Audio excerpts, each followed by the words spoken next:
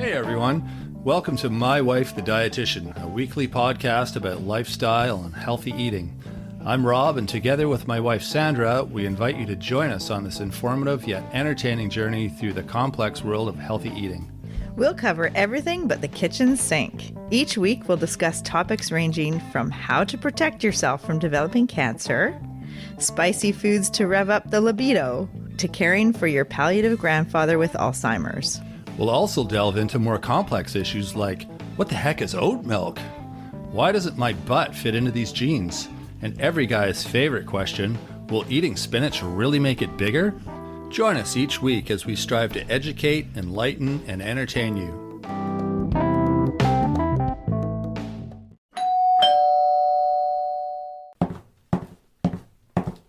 Oh, hey, come on in. We're just down here.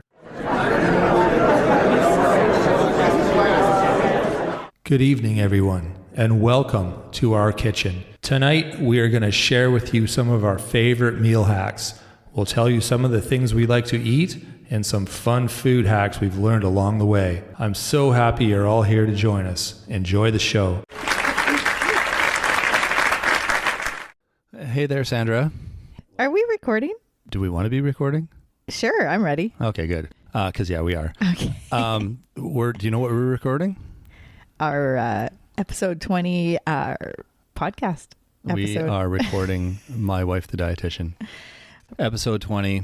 And today, it's not like we do recordings for other things at this it's one of our 8 podcasts we're doing. Which one are we doing now? That'd be fun. Yeah. No, this one's so fun though. And today is going to be a little bit different. It's going to be kind of fun. We are going to tell you guys all of our deep, dark secrets about the kitchen and about how we eat and what we eat, and just give you guys some ideas just because we thought you might enjoy that. Rob and Sandra's favorite meal hacks. Yeah, there you go. There's a reason sort of too, and I think Sandra can agree with this, that a lot of people think because you're a dietitian that you don't have ice cream in your fridge. I was going to just say ice cream. I just bought some this morning. You don't eat cookies. You don't eat big greasy burgers, and you only eat fruits and vegetables and whole grains. So that's a bit of a myth that, and you'll understand that by the end. So we thought we would explain a few things about how we like to eat. All foods do fit. And I enjoy a lot of different foods and variety, and I'll eat some ice cream and 80-20 rule. I like that. It's like 80% of the time eat healthy and good variety, good balance in your diet and your lifestyle, your activity, and 20% of the time eat birthday cake with the family and enjoy ice cream or have candy or chips or chocolate. Yeah, I think there's a lot of, especially with diets, there's a lot of rules around food and expectations that are put on people, whether they put on themselves, that they don't allow certain foods into their daily routine. And then there's guilt when they want to eat something like that. So if you change your expectations, and Sandra's rule there, the 80-20 rule, is perfect because it means that 80% of the time you're eating well, and it gives you that window of opportunity to maybe have something with your friends when you're out. You know, you could get a big plate of nachos when you're out at the pub on Friday night and not feel guilty about it, or a piece of chocolate cake at your friend's birthday party or whatever, and then it's okay. Yeah, I should say I didn't make up that rule. It was something another dietitian, a Vancouver dietitian, Patricia Chewy, had written about, and I think she has a book, and I think she brought up the 80-20 rule, and I really, that was, I don't know, years ago, and I just live by that, and I talk to clients about that too. Yeah, exactly. So how we're going to structure today, we're just going to talk about the different, like breakfast, lunch, dinner, snacks, I guess, just sort of some of the things that we like to do, some of the foods we like to eat and meals we like to make, and then maybe give you an idea of some of the staples as far as grocery shopping that we like to have on hand so that we always are able to cook with the foods that we like. Sounds good. Yeah. So let's start with breakfast. I just finished eating my breakfast, and if you guys have listened to this before, you kind of know what we like to eat. You know what I like to eat anyway. But my go-to is usually my bowl of oatmeal with a whole bunch of stuff in it. I've got the nuts and the seeds and the raisins. I put a bit of maca powder in it sometimes. Yeah, I think I hacked your, I stole the boiling water for my tea. Well, that's okay. Yeah. And I said, are you ready for your water, for your oats, like to put in your cereal? And you're like, nope, I'm not ready yet. I'm still building it. And I said, okay, good. I'll use it for tea and then I'll add more and I'll heat more water for you. Exactly. So it takes, it's quite methodical, your process of building your breakfast with all those healthy nuggets. I've gotten better at it. I've got everything I need in one cupboard. So I just open that cupboard and I just start pouring stuff into my bowl. And so what do you put in there? Well, there's oatmeal and then there's peanuts and almonds and walnuts and pumpkin seeds and what are those? Oh, hemp hearts. They're good. A little bit of maca powder if we have that. Raisins. And then frozen blueberries. And I think that's usually it. It depends what we have, but that's kind of my staples for that. And that gives me a little bit of everything. And when I make food, and this has changed over the past few years, it's changed how I approach making food. And this is Sandra's influence, obviously, but I tend to look at, okay, what do I need as far as my nutrients? Is this bowl of food giving me my daily nutrients for protein and carbohydrates and fat and is it contributing to the overall, because it's just one meal out of 3 and maybe 6 times you eat, like if you have snacks between meals. Yeah. So if, is it giving me a bit of everything? You want a balanced meal at most times that you eat, I think, right? Yeah. And we do talk about plate ratio too. And you can use that as a good kind of template in your mind, especially for lunch and dinner, in terms of looking at a plate and seeing. The big thing is to try to get more vegetables in there, and then a quarter of the meat and a quarter of the... My oatmeal has no vegetables in it. No? No. Well, I do have blueberries.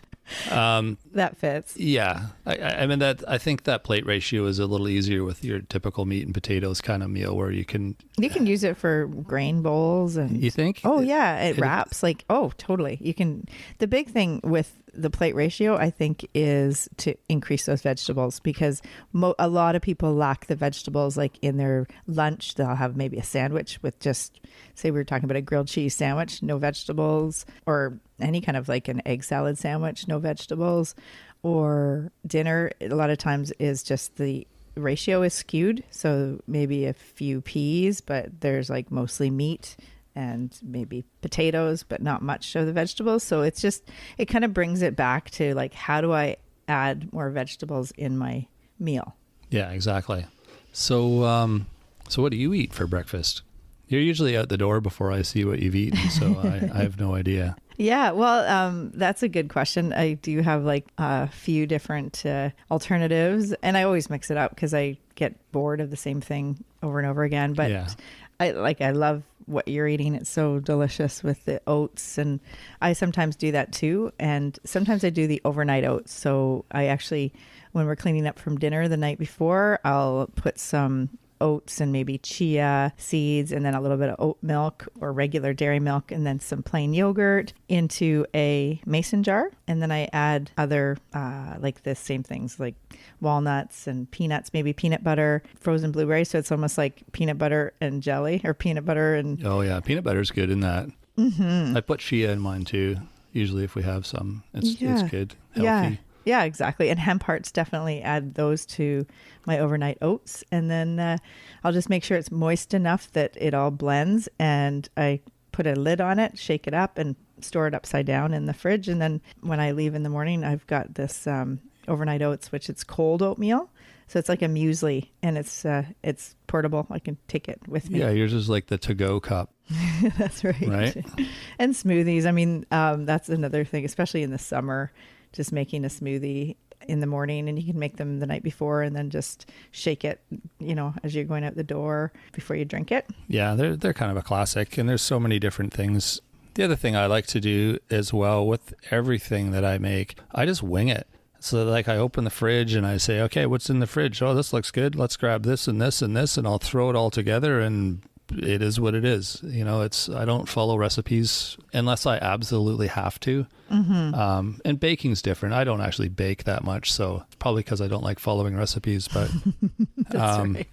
but yeah, smoothies. If I make a smoothie, I'll just say, okay, I usually have a banana. We keep a bunch of frozen bananas in the freezer, which is awesome. And they're usually just the overripe bananas that are attracting all the fruit flies in our kitchen. So I'll usually just, one morning, just kind of, okay, there's a bunch of bananas here that they're kind of getting old. Let's peel. I always peel them before we put them in the freezer, because in the past we have put whole bananas in the freezer, and then you're dealing with the banana skin. It's not fun. No, it's just easier just to peel it when it's still fresh and put them all in one bag. And, you have a bag of frozen bananas, perfect for different, baking, banana breads and stuff. But for smoothies, frozen bananas are way better than fresh bananas, because I think anyway, they just give you that, I guess because they're frozen, they have a different texture once they're mushed up.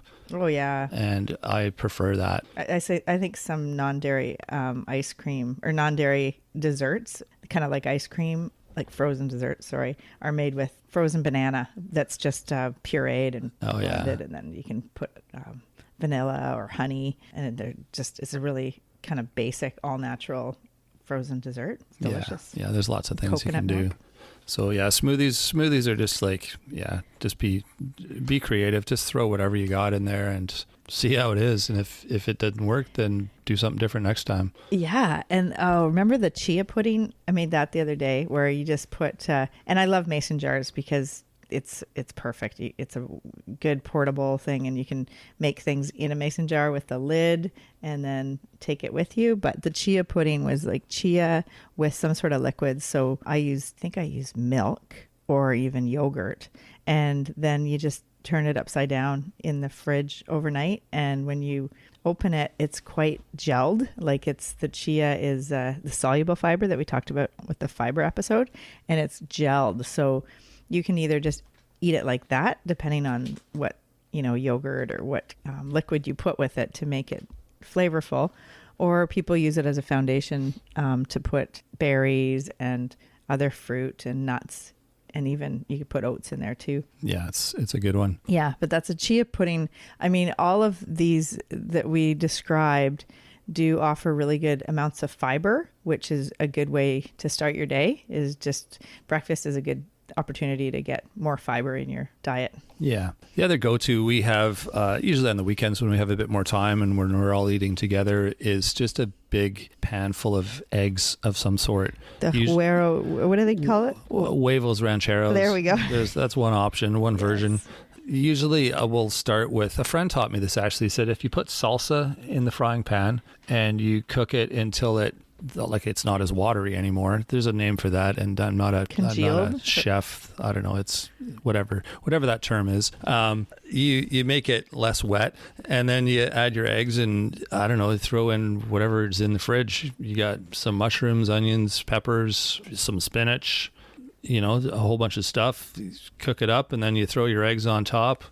And I just usually will whip the eggs up till they're all broken up, like you're making scrambled eggs or something, and lay it all on top, and then put the lid on it and just let it sit and turn into a big solid thing. Kind of like an omelet. And it's, oh my gosh, the house smells so good.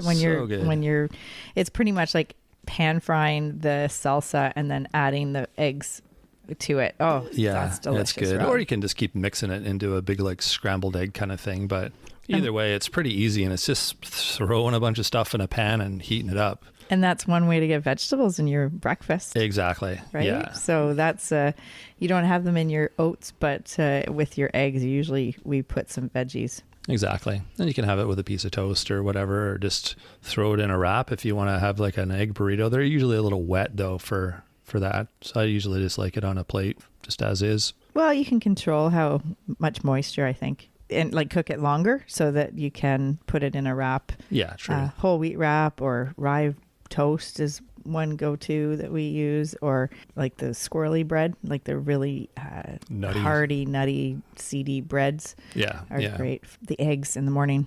Right on. All right, let's talk about lunch. All right. What's you always say my favorite meal is salad bar. It's always been, even when I was a kid, I like variety, and I like not being, what's the word, confined to just eating like the 2 or 3 things that are served to me on a plate. I love buffets. I love served salad. to you. Sounds like well, you go to a restaurant, and you order your meal, and it's like, okay, well, this is how much you're getting, and this is what it is. It's like, okay, well, I like what that guy's got on his plate. Can I have some of that too, right? And you always make your own, like pretty much, I'd say 90% of the time you're making your own, well, breakfast, lunch, and we share dinner. I'm a big boy. Yeah. Mommy doesn't make my lunch anymore. No, it's important though. I mean, there's a lot of, I think there's many people that don't grow up making their own meals. So when they get to be adults, either they have to rely on somebody else, or they're just buying like ready to eat or fast food or highly processed food. So it's really a great skill when you're young to learn just some basics of cooking. I totally agree. And I think a lot of people are intimidated by the kitchen and how to cook and what they're supposed to do, and there's all these rules and utensils you're supposed to use and ways you're supposed to do things. And yeah, maybe that's true to a point, but I think you can still get in and out of the kitchen in one piece and make something good without it being, that scary. And it's just a matter of try it and see what happens. It's, nothing bad is going to happen necessarily. Just feel free to experiment and don't be afraid to try new things and see what happens when you throw a little bit extra something in with your dinner, or, see what happens when you put something in the blender in your smoothie, Yeah. What's going to be the worst thing that will happen? Exactly. Right? Yeah. You don't like it. Well, yeah. Some of the best things I've eaten were experiments that I tried. Oh, yeah. Like mustard on ice cream. So that's a funny story. No, it's total accident, right? We had ice cream. It was like vanilla with chocolate chips in it or something. And we had a thing of chocolate sauce in a yellow container. Oh. Because it was the brand of chocolate sauce was in a yellow squeeze, or it had a yellow lid on it. It must have been like a no-name kind of thing. Probably, so there right? was like no generic clear, brand or whatever, right?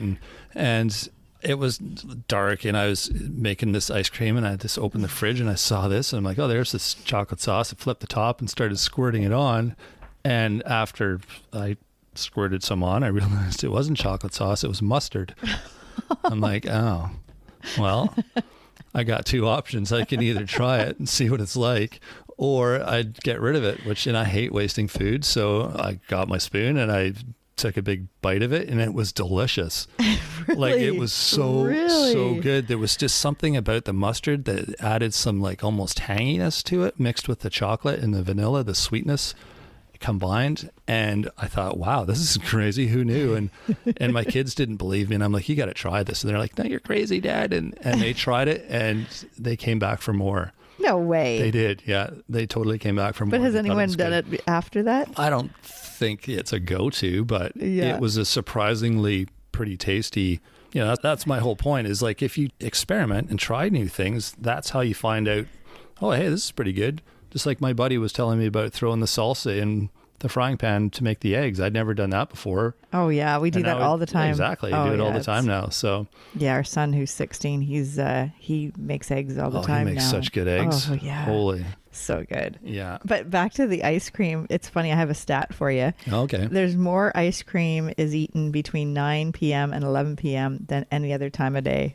I can see Makes that. Sense, That's when I eat ice cream.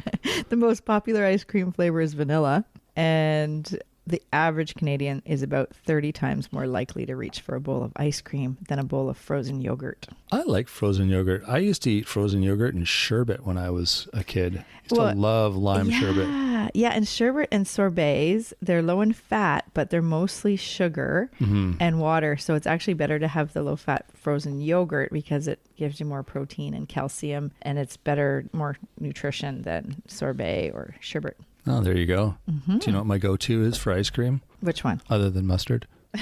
You're crazy. I put peanut butter in it.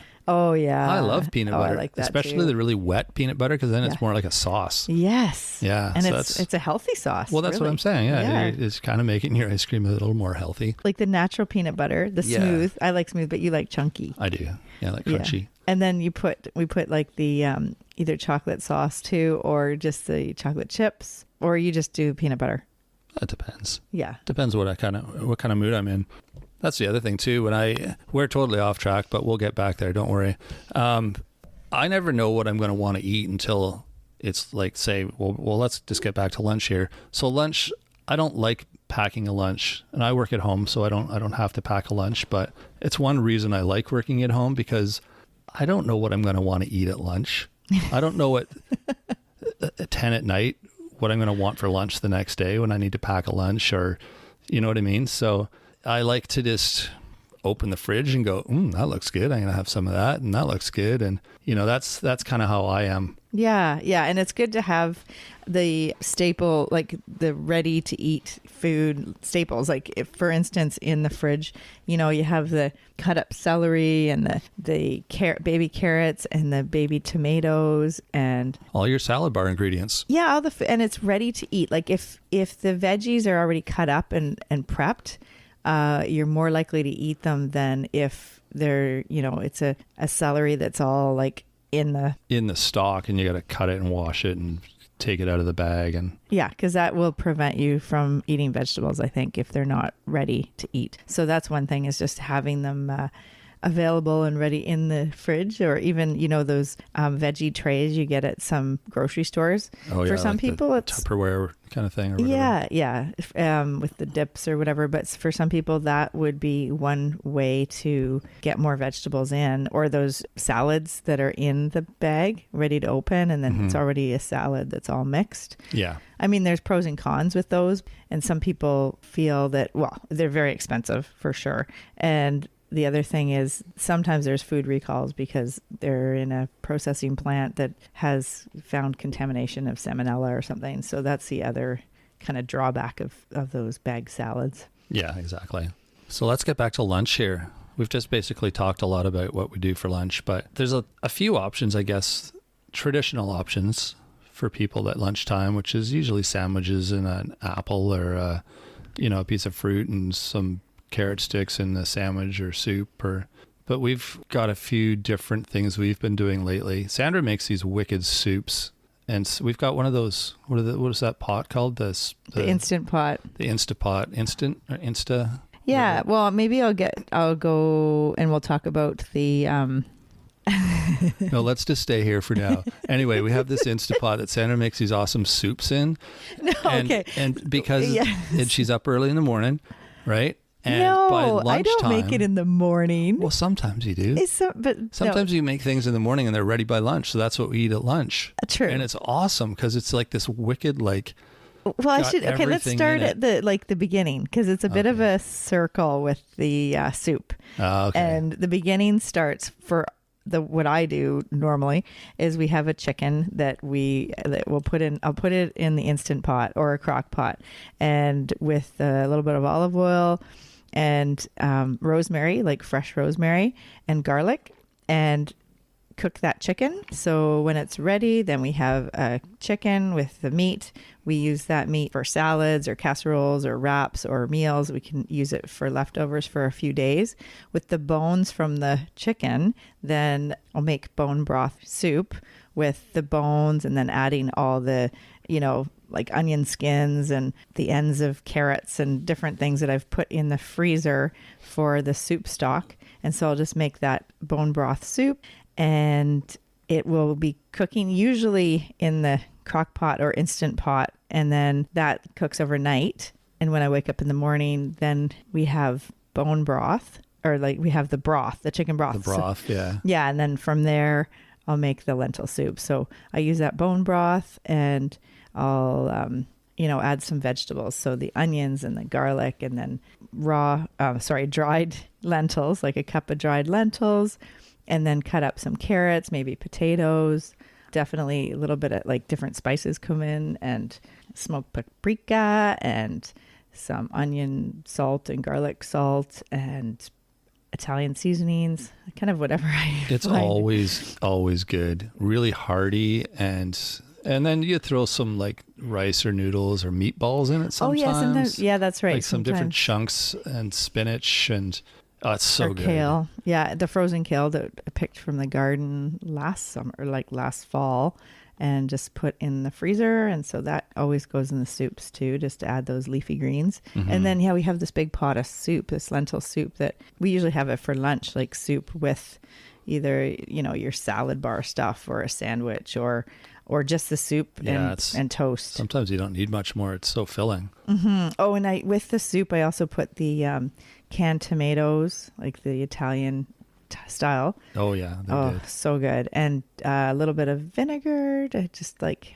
for the sour, and like a bay leaf, and probably forgetting. Sometimes I put, frozen corn in there. Sometimes we put It's like whatever's on hand. Yeah, Right? peppers. Yep. Yeah, even like cubed squash, like the frozen squash. Yeah, and sometimes the best ones that you make are the ones where you tried something different.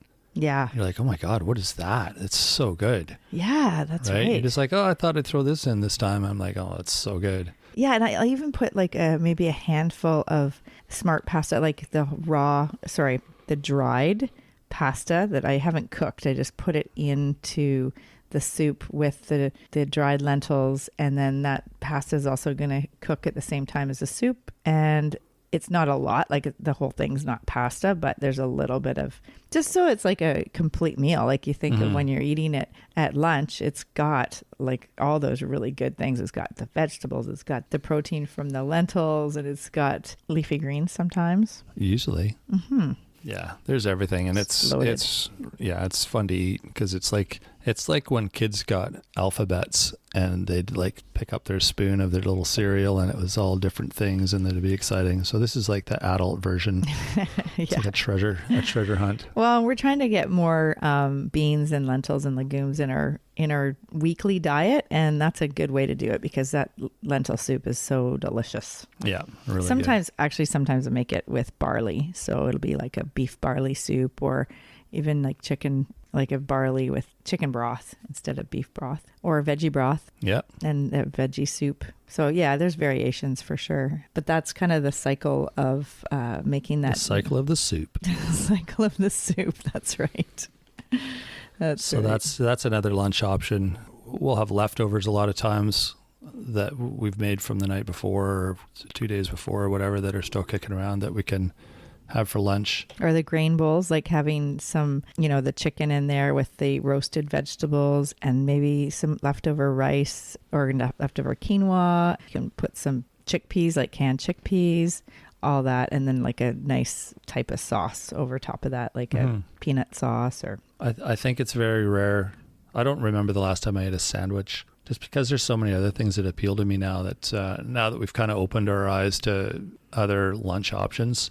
It makes lunch a lot more fun because it's not just making a sandwich. So, well, like the wraps. I definitely, especially if I'm going to be away, it's easy to make a wrap for lunch. Yeah, that's if I do have like a sandwich, that's kind of my go-to because you can actually put different things in a wrap that wouldn't work between two pieces of bread.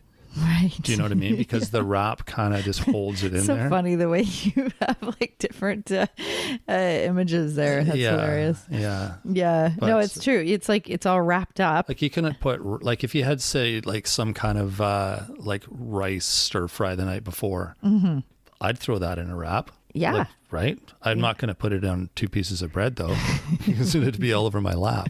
That's true. So it'd make a great wrap. You heat it up, throw it in a wrap, and you're good to go. Or some leftover like spaghetti sauce with meat in it or something would be good in a wrap. Just that kind of stuff, like a filling. Yeah. Type thing, which wouldn't work in a sandwich. So, and for me, it's like the shredded carrots or the shredded cabbage or the shredded vegetables wouldn't like they're nice in the wrap, but they're not going to necessarily work in between 2 pieces of bread, as you say. Yeah, exactly. It's funny. Okay, so dinner. So Rob has some. I love when Rob says I'm making dinner, and it's probably 3 times a week. And when I say I'm making dinner, I have no clue what I'm making. I just go into the kitchen and see what's in there. I start opening the cupboard. I'll start with veggies. Usually I'll see, and usually we have what we need because we've shopped for it and we have it on hand. So onion, peppers. Do you use frozen onion? I use frozen onion if we don't have a fresh one. Yeah, like Or they're if chopped up, like frozen. Yeah, bagged they're onion. great. Like Yeah, they're just the super frozen, just chopped onions. So they're kind of nice too. easy. You start with olive oil. Olive oil, and then onion, garlic. I add the garlic later on so it doesn't get burnt. And you usually get a fresh garlic clove and cut it up. And I use the pureed garlic. Yeah, I like the taste of fresh garlic better. So it's a little stronger. Mm-hmm. But yeah, onion, green pepper, mushrooms, spinach, kind of whatever veggies kind of look Peppers. like they're needing to be used. Calling Like, out to use me, please. Rob, I'm hiding in the back of the drawer. You haven't touched me in a week. Please, it's my turn. Eggplant's fun sometimes. Yeah, whatever veggies you like. I usually just cook them up and then... Do you use frozen veggies like the medley that we... Yeah, sometimes. Yeah. They're nice because they're just everything you need all and just ready to go. Totally. Like the ones that have the peppers. They're like a fajita mix, Oh, yeah, peppers and that one's good onions. too, yeah. The way they're sliced and stuff. So, Mm-hmm. yeah. And then some sort of protein. We use a lot of like soy-based tofu-y kind of proteins that are supposed to be like meat, but Like veggie ground round. I yeah, know it's that like you a use that meat lot. alternative. And I love cooking with them because you just open it and heat it. You Mm-hmm. don't have to like prepare it or do anything special with it or make sure it's the right temperature or it's, because it wasn't an animal before. There's no concerns. You talk about food safety. Yeah, yeah, exactly. Right. right. And it's always going to be good because you can't cook it wrong. You just have to heat it. So it's easy. And there's tons of awesome options as far as you can get sausages, spicy sausages that are like a tofu or a non-meat based product, whatever they're made out of. They're really good. Tons of flavor. And like I said, you just cut them up, throw them in, and there's your protein. Yeah. And the veggie ground round, I think it's used to be like textured vegetable protein. TVP. My mom used to cook with that. Oh, right. Years. That stuff's been in my life forever. That was after you guys started like trying to eat more low fat, I think, right? Yeah. Yeah. Yeah. Yeah, and the veggie ground round is soy based, but you can also get the regular Mexican or Italian type flavors of that. So then, we'll put it in lasagna. We can put it in spaghetti sauce. We'll put it in wraps. Shepherd's pie I made with it once. You can pretty much any way you'd use ground beef, lean ground beef. Yeah, and it's good. I mean, no one can tell the difference. Even hardcore meat eaters don't know the difference. It's fun serving them a big lasagna made with that stuff because they're like, "Whoa, this is really good." Like, yeah, it is. Well, I think it's the spices and the other ingredients that but make it too, right? If you just ate it on its own, you could tell, but you're not going to sit and eat it on its own. So that's right. Yeah, it's perfect. Yeah, and it is almost like a fast food in a way, like meaning it's quick to prepare and easy, and it's convenient. Like you don't have to, make sure it gets to a certain temperature and like the food safety aspect of it because it wasn't an animal, as Rob said. That's funny. The other thing we have too is usually some meatballs, like frozen meatballs, so that you can just grab a handful of them and throw them in. They're kind of an easy add-on. And or those, also we use those shrimp, like the prawns. Oh yeah, the frozen shrimp. Prawns. Yeah. They're another easy, open it, throw it in. With your pasta. Oh, yeah. You make really awesome pasta. Like sometimes it's the smart pasta, the dried pasta, or sometimes we use the fresh pasta that you can buy that you have to store in the fridge. And there's the new pastas too that are made with like chickpeas, and they're more like, I guess, a vegetarian. Yeah. Well, not Those vegetarian. They're all, what am I trying to say? They're made with vegetables and beans. Gluten-free. Yeah, there you go. Yeah. And vegetarian for but sure. They're loaded with protein. Yeah. Like 20 grams of protein per serving. Yeah. And because they're made with legumes, like the chickpeas or the lentils. The texture's a little different, but I like them a lot. So that's one thing. So anyway, I've got my pan of veggies and meat, and I'll throw a sauce on it. Usually just a jar of whatever spaghetti sauce, kind of tomato sauce we have. And then you can put it on rice. You can put it on noodles. It's like a 15, 20 minute kind of thing. It's really quick, and we've got tons. We've got enough for the next day too. Mm-hmm. Oh yeah, that's what we're having for lunch. Exactly, that's exactly. Right. Last night's pasta that you made, that's awesome. So that's an easy one, and then I'll look in the cupboard too and see. Oh, we've got some black olives; they'd be good. Oh, we've got some artichoke hearts. I think I threw those into a dinner one time, and that was the surprise thing. Oh, and we're like, so whoa, good. this is so good. Oh yeah, I'd never done that before, but I'm like, let's see what this is like. Yes, and I always with your pasta, if it's a tomato base, I always add a little bit of salsa to the next day just to spice it up a little bit, like because the medium kind of spice salsa. Cottage cheese is good too. It makes it kind of creamy, and the cheese chunks kind of melt a little bit. And it's good. Oh, that's a good idea. I remember. Yeah, I always like that kind of contrast, the taste contrast with the hot. Like the spicy, you mean, or the hot temperature?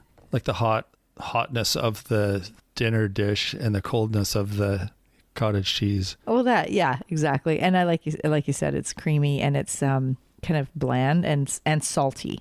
That's the other thing. Oh, and if you buy dry cured cottage cheese, it's got like 0 fat, and it's great complement with like pasta dishes. Yeah. The other way you can make pasta too, really simple if you don't have sauce, is pesto, right? We often have a jar of pesto, and that's good with certain vegetables. You just have noodles with pesto on it and some veggies on top. It's easy and really tasty. We can make pesto with tons of basil leaves and and olive oil, and pesto is so delicious. The other direction I go with cooking my veggies is sometimes depending on what veggies you have and what other stuff you have, it might lend itself more to like a stir fry, like a veggie stir fry. And you're going to go, instead of tomato sauce, you're maybe going to throw in some peanut sauce, peanut butter sauce, or peanut butter. Actual peanut butter is soy perfect. Sauce. Bit of soy sauce, bit of whatever sauces you have in your fridge that you think might work, and throw it on some rice. Or if it's chunky enough and you have enough stuff in it, it's good just on its own. And that's another quick one. That's just a bunch of stuff in a frying pan. Oh yeah, heat it up.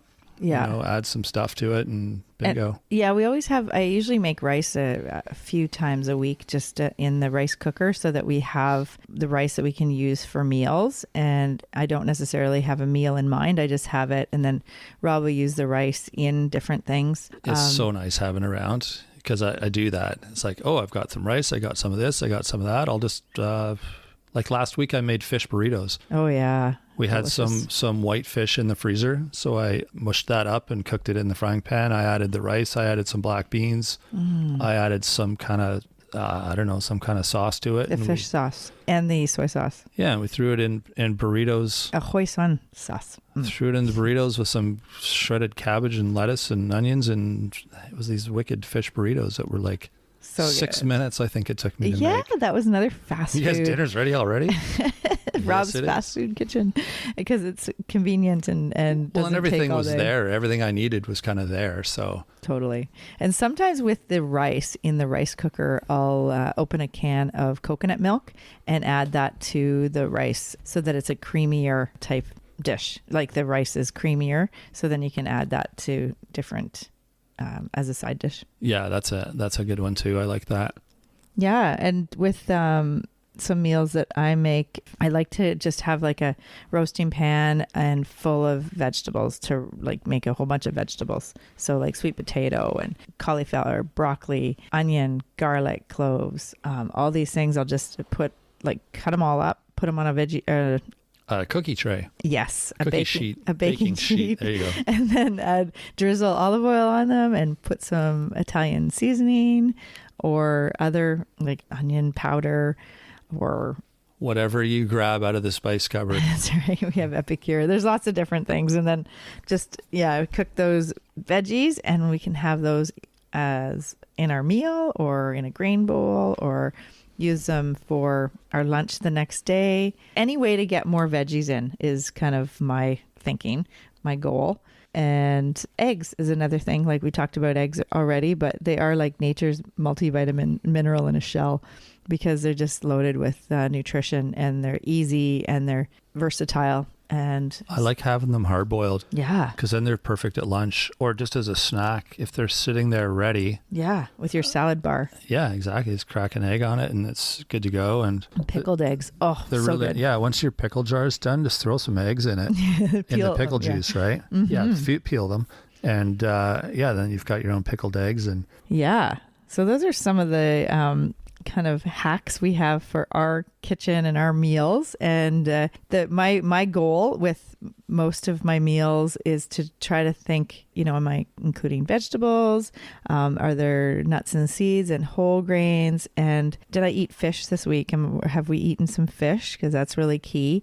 And trying to make sure that, leafy greens sometime and, an orange vegetable. So all those kind of components that we've talked about over the other episodes about immunity and the mind diet and cancer prevention. So kind of all those aspects are coming into play with these hacks that we have for our meals. yeah, as far as snacks go too, that's usually how I decide what my snack will be is what do I need today? What haven't I eaten? Do I need to have some more fruit today? Maybe I haven't had enough protein. Maybe I should have some fish, like a can of sardines or something.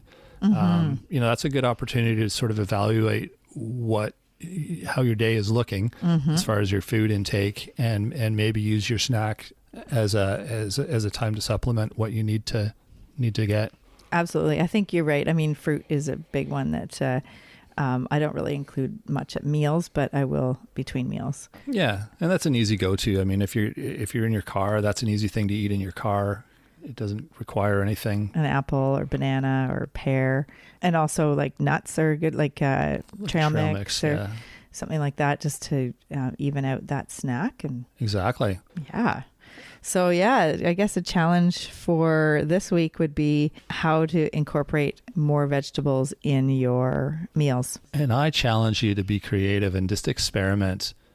It's like we said in the beginning, nothing bad is going to happen. Just try something. Just throw out the recipes. Just open your fridge and say, this looks good. Let's try this. Let's throw this together and just throw a bunch of stuff in and see what happens. Or roast some vegetables, 400 degrees for 20 minutes usually. Just, having some basic staples in the fridge, the cupboard and the freezer will really help when you want to build your meal and have some healthy meals for the family. Yeah, like I know what I like to cook with, and we always make sure that we have most of those things on hand.